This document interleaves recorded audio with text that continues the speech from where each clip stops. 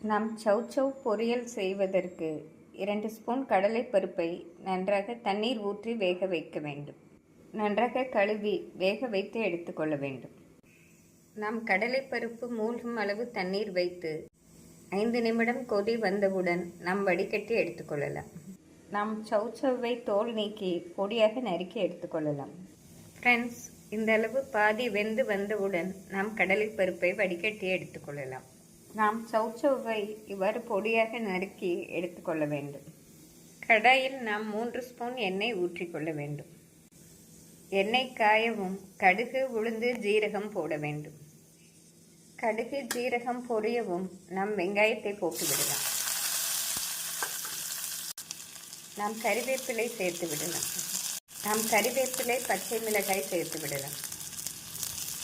ஒரு பச்சை மிளகாயே இதற்கு போதுமானது. வெங்காயம் இந்த அளவு வதங்கவும் நாம் வேக வைத்த கடலை பருப்பை சேர்த்து விடலாம். நாம் நறுக்கிய சௌசௌவை சேர்த்து விடலாம்.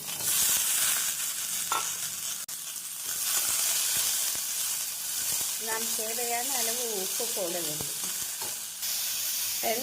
நாம் இந்த அளவு தண்ணீர் ஊற்றி மூடி போட்டு மிதமான தீயில் 5 நிமிடம் வைத்து விடலாம். ஃப்ரெண்ட்ஸ், சௌசௌ 5 நிமிடம் நன்றாக வதங்கிவிட்டது.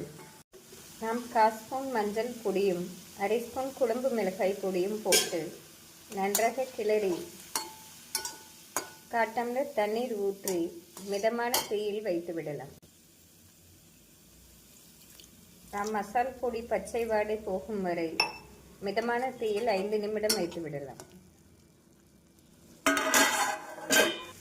ஃப்ரெண்ட்ஸ், சௌசௌ நன்றாக வெந்து வந்துவிட்டது. நாம் 1/2 கப் தேங்காய் பூ சேர்த்து விடலாம்.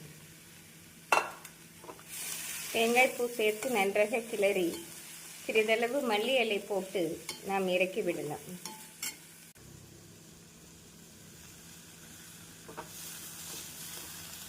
ஃப்ரெண்ட்ஸ், இந்த சுவையான சௌசௌ கூட்டு அனைத்து வித சாதத்திற்கும் சைட் டிஷ்ஷாக அருமையாக இருக்கும். இது நாம் சப்பாத்தியுடன் வைத்து சாப்பிட்டாலும் மிக சுவையாக இருக்கும். மிக ஆரோக்கியமான இந்த சௌசௌவை இந்த முறை செய்து கொடுத்தால் குழந்தைகள் விரும்பி சாப்பிடுவார்கள். Thank you friends.